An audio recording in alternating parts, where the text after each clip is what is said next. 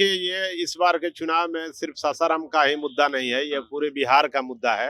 व्यवस्था परिवर्तन, क्यों परिवर्तन भ्रष्टाचार। करना है? भ्रष्टाचार सबसे बड़ा मुद्दा है इस बार के चुनाव में, और वो सासाराम किस के लिए किस भी चीज़ में बड़ा भ्रष्टाचार हो रहा है? भ्रष्टाचार। देखिए, आज के डेट में एक चपरासी के टेबल से लेकर के जिलाधिकारी के टेबल तक कोई ऐसा टेबल नहीं है जिस टेबल पर बिना पैसा दिए आप काम करा लीजिए। देखिए, हम लोग नीतीश कुमार जी को भ्रष्टाचारी कभी नहीं कहते हैं, और नीतीश जी कभी भ्रष्टाचारी है नहीं। नीतीश जी है नहीं तो फिर भ्रष्टाचार लेकिन कहाँ से आया? नीतीश जी के जो अगल बगल जितने लोग घिरे हुए हैं, उनके कैबिनेट के जो लोग हैं, उनके मंत्रिमंडल के जो लोग हैं, नीतीश जी के जो स्वास्थ्य की स्थिति है, उस स्थिति का लाभ उनके कैबिनेट के लोग उठा रहे हैं। हकीकत बताए हैं, वो आरोप नहीं है, हकीकत है। हकीकत है वो। वो हकीकत है जो बिहार के लोगों को वो बता रहे हैं कि किस तरह से बिहार के लोगों को लूट करके अधिकारी इन मंत्रियों का जेब भर रहे हैं। कहाँ लड़ रहे हैं? तेजस्वी यादव तो उसी कैबिनेट के मेंबर रहे हैं जिस कैबिनेट में नीतीश जी के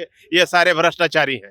तेजस्वी यादव भी उसी के हिस्सा उसी रहे हैं। कैबिनेट के मेंबर रहे हुए हैं। रहे हैं, लेकिन अभी तो नहीं है ना जी। नहीं, अब अभी तो विरोध में लड़ाई लड़ रहे हैं। नहीं, अच्छा, ये लोग जब चुनाव आता है तभी विरोध में लड़ता है। अच्छा। जैसे चुनाव खत्म होगा, यदि उनका सीट कम होगा तो उनमें मिल जाएंगे, उनका कम होगा तो वो उनमें मिल जाएंगे।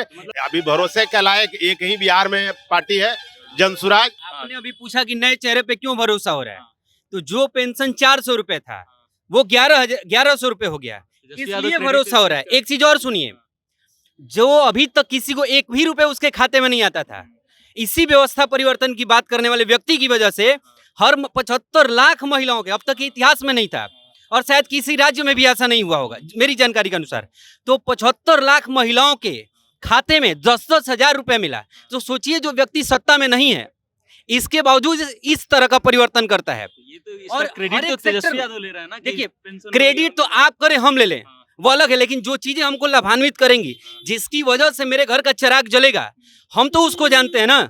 तो इस स्वरोजगार के लिए उसको संसाधन नहीं है। मैं सरकारी नौकरी का बहुत वकालत करता नहीं हूँ, कारण है कि सरकारी नौकरी, मान लीजिए आपकी सैलरी 50,000 है, तो वो एक समय तक 50,000 ही रहेगी और आपका खर्च हर दिन बढ़ता जा रहा है।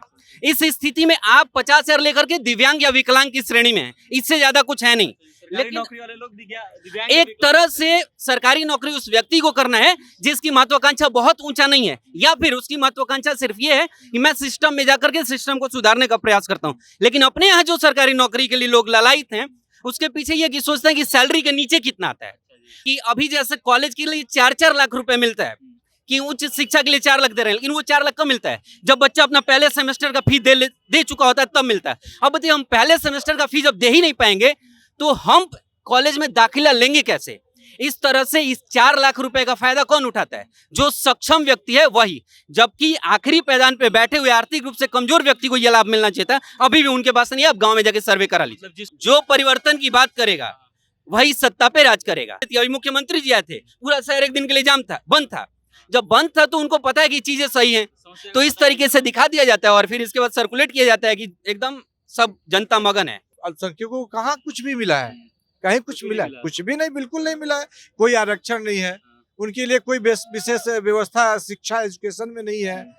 अगर है तो आप हमें बताएं ना। अल्पसंख्यक का बात करने से थोड़ी होता है। सभी लोग का एक सोच है कि जो विकास की बात करेगा, जो परिवर्तन की बात करेगा, जो पलायन रोकने की बात करेगा, जो रोजगार देने की बात करेगा, जो महिलाओं को एक स्किल डेवलप करने की बात करेगा, उसके साथ सारी यहाँ की जनता है। जिनके पास 1 करोड़ रुपया है और उनको सब्सिडी 40 लाख रुपया मिलता है, और उनके पास क्षमता है 1 करोड़ रुपया बैंक को एफडी करने का, और यो जिसके पास पैसा है उसी को मिला है। 40% सब्सिडी उठाने की क्षमता उसी के पास है, और जिनके पास पैसा नहीं है वो 1 करोड़ योजना का लाभ उठा नहीं सकते हैं।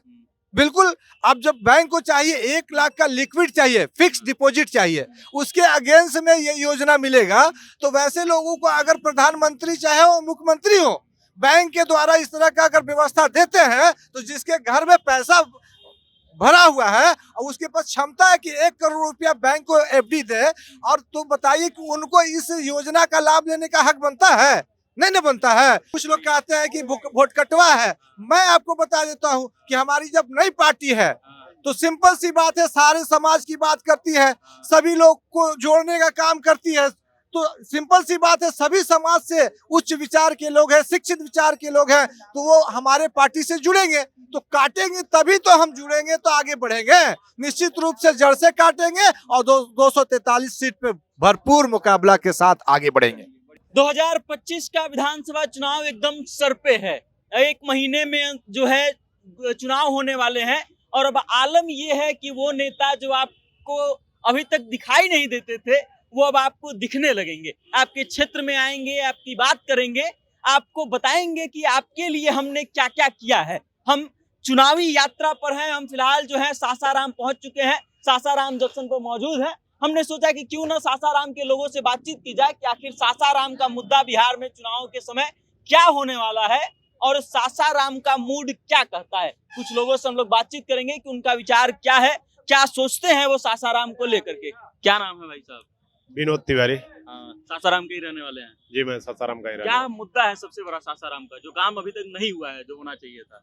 देखिए, ये इस बार के चुनाव में सिर्फ सासाराम का ही मुद्दा नहीं है, ये पूरे बिहार का मुद्दा है। बिहार व्यवस्था का परिवर्तन, क्यों परिवर्तन भ्रष्टाचार। करना है? भ्रष्टाचार सबसे बड़ा मुद्दा है इस बार के चुनाव में, और वो सासाराम किस के लिए भी विषय बड़ा में भ्रष्टाचार हो रहा है? भ्रष्टाचार। देखिए, आज के डेट में एक चपरासी के टेबल से लेकर के जिलाधिकारी के टेबल तक कोई ऐसा टेबल नहीं है जिस टेबल पर बिना पैसा दिए आप काम करा लीजिए। ये पूरे शहर के लोग जानते हैं, शहर के किसी लोगों से पूछ सकते हैं। तो इसलिए इस बार जो सबसे बड़ा मुद्दा है, कोई काम, एक जाति, आय, निवास, छोटा से बड़ा कोई काम आपको करना हो, आपको पैसा टेबल पर देके ही काम कराना है।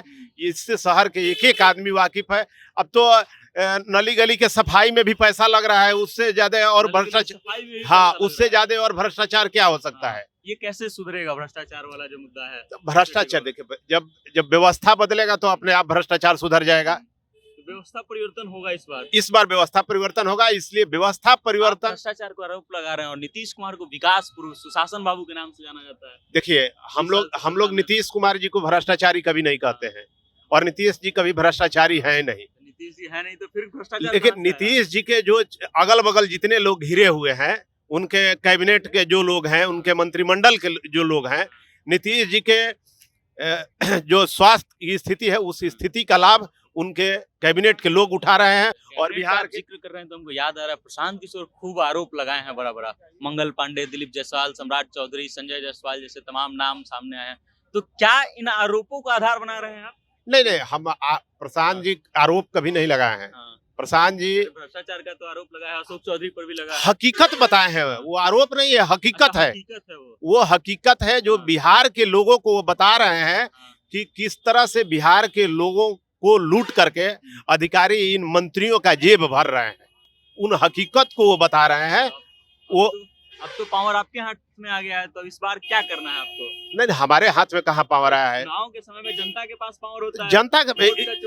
जनता इस बार हर हाल में व्यवस्था परिवर्तन करेगी। जनता व्यवस्था परिवर्तन करने के मूड में है। कौन आएगा? व्यवस्था परिवर्तन की जो लड़ाई लड़ रहा है बिहार में वही आएगा। तेजस्वी यादव भी लड़ रहे हैं, वो भी कह रहे हैं कि बिहार में बदलाव होगा इस बार। तेजस्वी यादव कहाँ लड़ रहे हैं? तेजस्वी यादव तो उसी कैबिनेट के मेंबर रहे हैं जिस कैबिनेट में नीतीश जी के ये सारे भ्रष्टाचारी हैं। तेजस्वी यादव भी उसी के हिस्सा, उसी कैबिनेट के मेंबर रहे हुए हैं।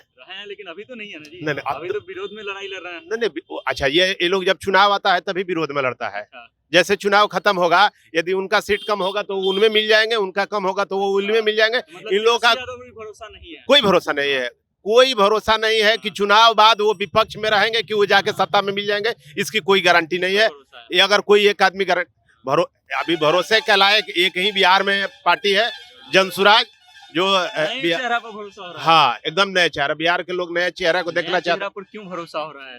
नया चेहरा बिहार के लोगों को जगा रहा है, बिहार के लोगों को बता रहा है कि आप शिक्षा के लिए, रोजगार के लिए, बिहार में भ्रष्टाचार के खिलाफ आप वोट दीजिए, पलायन रोकने के लिए आप वोट दीजिए।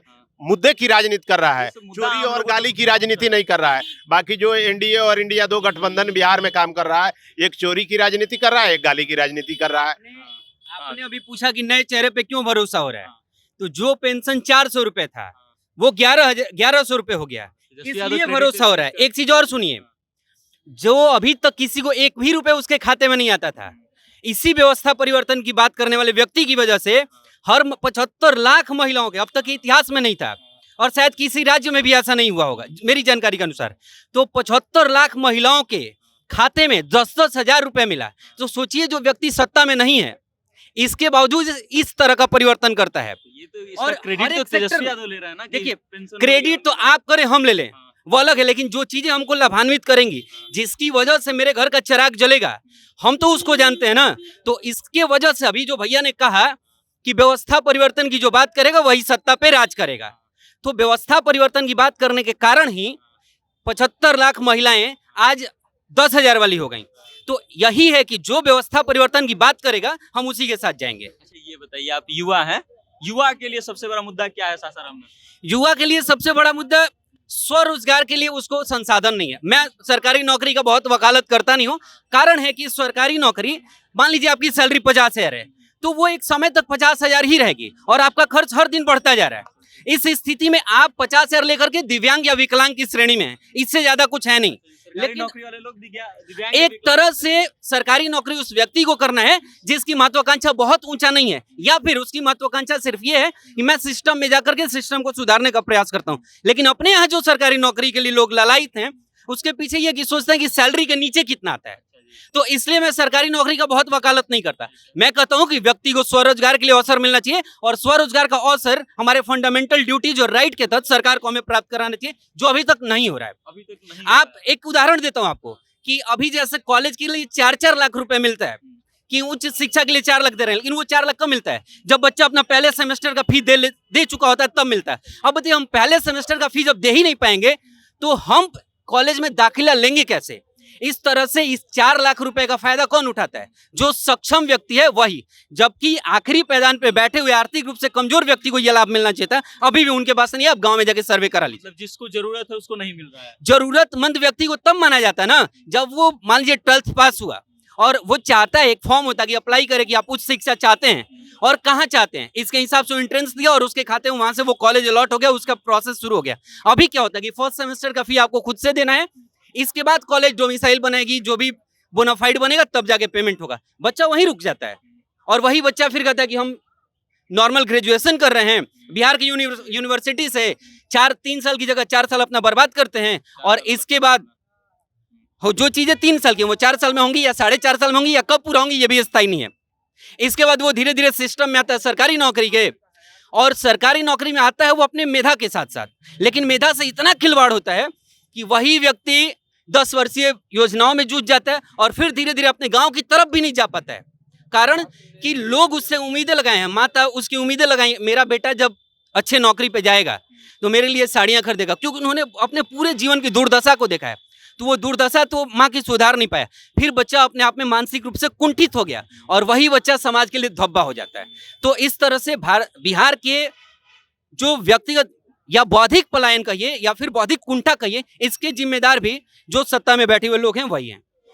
जिस कुंठा का आप बात कर रहे हैं, वो युवा, कुंठित युवा किसकी ओर देख रहा है, किससे उम्मीद अभी कर रहा है? मैंने एक लाइन में आपको कहा, जो परिवर्तन की बात करेगा वही सत्ता पे राज करेगा, जो हमको स्वरोजगार के लिए सहायता प्रदान करे उसको सत्ता में आना चाहिए। और ये पूरा लोग जानते हैं। अगर मैं एक व्यक्ति होकर कह दूं कि जनसुराज की बात कर रहा हूं तो हो सकता है कुछ लोग समझे कि कहीं से पार्टी का सिंबल मिला होगा, कोई कार्यकर्ता होगा, लेकिन आप लिस्ट उठा के देख लीजिए, डंके की चोट पे बोल रहा हूं, कहीं कोई भी अगर मेरा नाम सौरभ उपाध्याय है, कहीं भी किसी तरीके से प्राथमिक सदस्य में मैं निकल गया तो आप इसी कैमरे पे मेरे से सवाल किसी पूछिएगा। पार्टी से भी नहीं एकदम नहीं, किसी पार्टी से नहीं। क्या एक करना विचार चाहते हैं? नॉर्मल एक विचारधारा है कि जो यहाँ जैसे ये सासाराम है, हम कह रहे हैं कि यहाँ की जो ट्रैफिक का एक सबसे बड़ा प्रॉब्लम है, इतना प्रॉब्लम है कि शायद यहाँ जितने लोग खड़े हैं, और छोटे छोटे प्रॉब्लम्स ये सब हैं, लेकिन जितने लोग खड़े हैं ये रोज उसकी मार झेलते हैं। एक प्रत्याशी आता हमारे बीच और इसका सॉल्यूशन पे बात करता है। अभी पिछले बार जो विधायक जी आए थे इसके सॉल्यूशन पे बात करने के लिए आए थे, लेकिन उनको 5 साल में जाम दिखाई नहीं, क्योंकि वो जिस दिन निकलते हैं तो स्कॉट की गाड़ी आगे आगे निकलती है, वो भीड़ खाली करा देती है। अभी मुख्यमंत्री जी आए थे, पूरा शहर एक दिन के लिए जाम था, बंद था। जब बंद था तो उनको पता है कि चीजें सही हैं, तो इस तरीके से दिखा दिया जाता है और फिर इसके बाद सर्कुलेट किया जाता है कि एकदम सब जनता मगन है, सब चंगा है। क्या नाम है भाई साहब? नाम मेरा मोहम्मद आरजू खान हुआ। हाँ, क्या विचार है इस बार? इस बार तो निश्चित रूप से परिवर्तन है, परिवर्तन करना बिल्कुल है। ये परिवर्तन क्यों करना है? देखिए, लंबे समय से आप देखते आए हैं कि जो भी सत्ता रही है, 15 साल बनाम 20 साल प्लस टोटल करके देखे तो 35 साल। 35 साल में अल्पसंख्यकों की सरकार मानी जाती है। नीतीश जी भी अल्पसंख्यकों का खूब बात करते हैं, लालू यादव तो कहीं ही जाते हैं कि अल्पसंख्यकों के नेता थे। तो फिर ये व्यवस्था परिवर्तन क्यों चाहिए? देखिए कहते हैं तो किया है क्या, आपको दिखता भी तो होगा कि कहे कि अल्पसंख्यकों को कहाँ कुछ भी मिला है, कहीं कुछ मिला है? कुछ भी नहीं, बिल्कुल नहीं मिला है। कोई आरक्षण नहीं है उनके लिए, कोई विशेष व्यवस्था शिक्षा एजुकेशन में नहीं है। अगर है तो आप हमें बताएं ना, अल्पसंख्यक का बात करने से थोड़ी होता है। तो ये डाटा याद आ रहा है कि जाति जनगणना में आपकी संख्या जो है 19% है, जो बिहार में सबसे ज्यादा है। तो देखिए बिल्कुल है, 19% तो है बिहार में। हमारी वंचित है सब चीजें। बिल्कुल है, लंबे समय से हमारा शोषण होता आया है। क्या दिखाई विचार है नहीं? इस बार? देखिए इस साल जो विकास की बात करता है उसके साथ अल्पसंख्यक है या कोई भी है, अल्पसंख्यक की बात नहीं करेंगे, कॉमन बात करेंगे। सभी लोग का एक सोच है कि जो विकास की बात करेगा, जो परिवर्तन की बात करेगा, जो पलायन रोकने की बात करेगा, जो रोजगार देने की बात करेगा, जो महिलाओं को एक स्किल डेवलप करने की बात करेगा, उसके साथ सारी यहाँ की जनता है। रोजगार पलायन दोनों मुद्दा बताएं आप। दोनों के लिए हम बता रहे हैं कि मोदी जी आ रहे हैं तो रोजगार पलायन पे बात कर रहे हैं, तेजस्वी यादव रोजगार पलायन पे बात कर रहे हैं, प्रशांत किशोर रोजगार पलायन की बात कर रहे हैं। तो किसकी ओर देख रहे हैं? देखिए सर, ऐसा है कि आज उन लोगों ने बात कर रहे हैं नरेंद्र मोदी की तरफ से एक प्रधानमंत्री रोजगार योजना के अंतर्गत उद्योग, आपने देखा होगा कि उनका एक योजना चला था। तो आप बताइए कि अगर 50 लाख का योजना दे चाहे 25 लाख का योजना दे, किस गरीब को मिला है? सब्सिडी जो उसमें है किस गरीब को मिला है? नहीं, मैं बता रहा हूँ आपको, मैं अपने आंख से देखा कि जिनके पास 1 करोड़ रुपया है और उनको सब्सिडी 40 लाख रुपया मिलता है और उनके पास क्षमता है 1 करोड़ रुपया बैंक को एफडी करने का, और जिसके पास पैसा है उसी को मिला है। 40% सब्सिडी उठाने की क्षमता उसी के पास है, और जिनके पास पैसा नहीं है वो 1 करोड़ योजना का लाभ उठा नहीं सकते हैं। बिल्कुल, अब जब बैंक को चाहिए 1 लाख का लिक्विड चाहिए, फिक्स डिपॉजिट चाहिए, उसके अगेंस्ट में ये योजना मिलेगा। तो वैसे लोगों को अगर प्रधानमंत्री चाहे वो मुख्यमंत्री हो, बैंक के द्वारा इस तरह का अगर व्यवस्था देते हैं, तो जिसके घर में पैसा भरा हुआ है और उसके पास क्षमता है कि 1 करोड़ रुपया बैंक को एफडी दे, और तो बताइए कि उनको इस योजना का लाभ लेने का हक बनता है? नहीं बनता है। तो वैसे लोगों को आज भी बैंक को खंगाला जाए, डाटा उठाया जाए, फाइल उठाया जाए, तो मैक्सिमम अगर लोन मिलेगा, प्रधानमंत्री का योजना हो चाहे मुख्यमंत्री का, वैसे लोग 90% मिलेंगे। तो भरोसा नहीं है अब नीतीश कुमार मोदी जी पे? नहीं, आपको तो मैं बता रहा हूँ करप्शन न है, ये करप्शन नहीं तो क्या है? वही तो पूछ रहे हैं। देखिए अब आपको मैं बता चुका हूँ कि 35 साल से जनता त्रस्त थी, अब किसी के पास सोचने का मौका नहीं है। इस साल परिवर्तन करने का मौका है, निश्चित रूप से परिवर्तन करेगी। 243 सीट पर आपको कड़ा मुकाबला देखने को मिलेगा, 43 पर कड़ा मुकाबला दिखने का। कुछ लोग कहते हैं कि वोट कटवा है, मैं आपको बता देता हूँ कि हमारी जब नई पार्टी है तो सिंपल सी बात है, सारे समाज की बात करती है, सभी लोग को जोड़ने का काम करती है।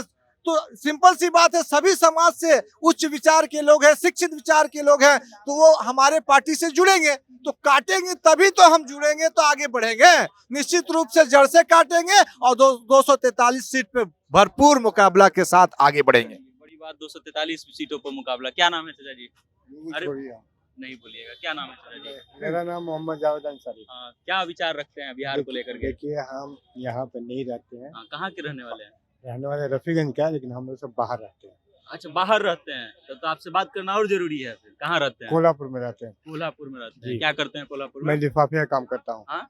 लिफाफे का। लिफाफा बनाने का काम। तो लिफाफा बनाने का काम कितना कमाते हैं वहाँ पर? सब पूरा परिवार वहीं पे रहते हैं? हाँ, पूरा परिवार वहीं। कितना आमदनी हो जाता है? रोज के कम से कम 700-800। 700-800 रोज का? अगर हमको बिहार में ही अगर हमारा रोजी रोजगार रहता तो हमको दूसरे स्टेट में जाने की जरूरत ही नहीं पड़ता। तो लिफाफा बनाने वाला काम के लिए कौन बड़का मशीन भी तो चाहिए, नहीं तो बिहार में भी हो सकता था। हो सकता, लेकिन बिहार में जो महाराष्ट्र में जो दूसरे स्टेट में जो काम होता है वो बिहार में नहीं होता है, नहीं चलता है। अच्छा जी। यहाँ अगर कमाएंगे ना तो ज्यादा से ज्यादा दिन भर में हमको 300 रुपया का काम मिलेगा। अच्छा। तो 300 रुपया में हम खुद जिएंगे या परिवार को जिलाएंगे? सही बात। बिहार सरकार ने क्या किया हम जनता के लिए? कुछ नहीं किया, कुछ नहीं किया। कुछ नहीं किया। तो क्या उम्मीद लेकर के आए हैं इस बार चुनाव में? वोट तो करेंगे ही। नहीं, वोट हम महाराष्ट्र में करते हैं। महाराष्ट्र में अच्छा, सब वोट- डॉक्यूमेंट सब टोटल वहाँ वहाँ पे सब करनी है। टोटल। घर-वर भी वहाँ पे बना लिया है। नहीं, यहाँ रफीगंज में मकान वगैरह है, बहन रहती अच्छा। है। अभी एक बात हम इसलिए पूछना चाहते हैं क्योंकि कुछ नेताओं का बयान आता है कि लोग इच्छा से पलायन करते हैं। आप अपनी इच्छा से गए थे कोल्हापुर की मजबूरी में गए थे? मजबूरी में हाँ। कोई इन- भी इंसान प्रदेश जाता है तो मजबूरी में जाता है, इच्छा से कोई अपने नहीं जाता। उन नेताओं को ये बात सुनना जरूरी है जो कहते हैं कि लोग पलायन खुशी में करते हैं। क्या नाम है तेरा? हाँ जी, मेरा नाम है राजकुमार चक्रवर्ती। पश्चिम बंगाल से हम पश्चिम बंगाल से हैं। पश्चिम बंगाल से हाँ, पश्चिम बंगाल से मेरा बिहार में क्या सासाराम कर में रहे हैं? हमने पायलट बाबा बनाया। 8-9 साल हो गए मेरी। हाँ। 9 साल हो क्या गए। बनाया 9 है? पायलट बाबा हमने बनाया है। पायलट बाबा। हाँ, हमने बनाया है हाँ। सासाराम में। क्या है पायलट बाबा? पायलट बाबा में आपका वो 108 फीट शिव जी है। हाँ। 108 फीट को ये है। चलिए हम कुछ और लोगों से बात करते हैं। क्या नाम है भाई साहब? अरे नाम बताइए ना, नाम बताइए ना। अरे बिहार के रहने वाले हैं ना मुझे। क्या नाम है भाई? नाम मेरा कृष्णा कुमार पड़ेगा। हाँ, क्या विचार है बिहार को लेकर? बिहार के ये विचार है कि नीतीश कुमार के जिताएंगे हम लोग। नीतीश कुमार को जिताएंगे। हाँ, कहाँ जिताएंगे जी? उनका विकास हुआ है उनका। कौन सा काम? संसार में सबसे बढ़िया काम क्या हुआ है? बढ़िया काम तो भैया पहले नंबर के रोड सब बढ़िया बना दिए हैं। शिक्षा भी है बता रहे थे जाम लगता है ना। भाई रोड। जाम को छोड़ जाम तो छोड़का देंगे सब आपने। छुड़का देंगे। प्रशासन कमी करता है ना, ट्रैफिक पुलिस, उन लोग को छुड़काना चाहिए अरे ना। तो प्रशासन भी तो सरकारें के हाथ में है ना। वो लोग क्या करेंगे? वहाँ से बैठे बैठे एक आदमी यहाँ गद्दारी करेगा तो हमको बोलेंगे ये काम करने का, हम बैठे बैठे गद्दारी करेंगे तो क्या करेंगे? अच्छा, सासाराम का सबसे बड़ा समस्या क्या है? यहाँ सासाराम से बड़ी समस्या जोन प्रशासन का- अभी तक नहीं हुआ है, हो जाना चाहिए था लेकिन नहीं हुआ है। सुनिए, यहाँ पर प्रशासन का सुधार कीजिए। पहला नंबर का उन लोगों को लैंग्वेज नहीं आता है बात करने के लिए प्रशासन को। अरे तो ये गाली- भी तो सरकारें को सुधारना है। हम सरकार का सुधारना इसीलिए बोल रहे हैं कि उनको प्रशासन का कम सुधारिए कि उनको लैंग्वेज से थोड़ा अच्छा से बात किया जाए आम पब्लिक के साथ। बाकी नीतीश जी ठीक ठाक है। बहुत बढ़िया, ऐसा बात नहीं है। उनका बढ़िया काम किए हैं। अच्छा खासा रोड में आने जाने में कोई दिक्कत नहीं रहता है और सही है। अच्छा वोट खासा देना है उनको। एकदम वोट देंगे। जब तक जिएंगे जब तक वो रहेंगे सीएम जब तक जिएंगे तब तक उन्हीं को देंगे। हाँ, बहुत CM बढ़िया। क्या नाम है भाई साहब? परमेश्वर कुमार। हाँ, क्या हाल चाल है? ठीक है सर। कहाँ के रहने वाले हैं? बिहार बिहार के ही रहने वाले हैं। बिहार में सासाराम के हैं कि कहीं और के? और बाजुए में। बाजुए में। हाँ, मतलब विधानसभा सासाराम ही पड़ता है ना। हाँ हाँ, हाँ, सासाराम में क्या दिक्कत है? सब अच्छा है। हॉस्पिटल है बढ़िया? सब बढ़िया है। बढ़िया है। सब होता अच्छा, है इलाज उलाज बढ़िया से? सब बढ़िया है। हाँ, क्या विचार है इस बार? इस बार क्या है, वोट देकर लाना है। किसको? हाँ, किसको लाना है? उसी को लाना है। उसी का नाम ले लीजिए, और- तेजस्वी यादव को। हाँ हाँ हाँ, तेजस्वी यादव को लाना है। हाँ। अच्छा काम किया तेजस्वी यादव। हाँ हाँ। और प्रशांत किशोर नाम सुने हैं? हाँ, हाँ, वो भी ठीक काम किया है। वो भी ठीक काम किया। भाई साहब बहुत अच्छा है। क्या नाम है भाई साहब? दिनेश कुमार। हाँ, क्या विचार है? क्या करते हैं आप पहले तो ये बताइए। हम ट्रेन में रहते हैं ट्रेन में रहते हैं? जी। ट्रेन में रहते हैं मतलब नहीं पेंटिकर। समझ रहे। पेंटिकर में, हाँ। कहाँ के पानी रहने वानी वाले बेचते हैं? हैं सेनुआर के। सेनुआर के। विधानसभा कौन सा पड़ता है? विधानसभा क्षेत्र कौन सा पड़ता है आपका? हमारा क्षेत्र हाँ, विधानसभा क्षेत्र। सीसागर थाना। अच्छा, सीसागर कौन से जिला में पड़ता है? सीसा रोहतास। रोहतास में ही पड़ता है ना। जी। हाँ, तो ट्रेन में रहते हैं, अलग अलग जगह गए होंगे। हाँ, तो गए बाकी हम। जगहों में और बिहार में क्या अंतर देखने को मिला आपको? बाकी जगह में सही है, हाँ, बिहार बिहार में भी सही है, सब सही है। सब सही है। हाँ, कोई दिक्कत जो होता है रोहतास में जो दूर होना चाहिए?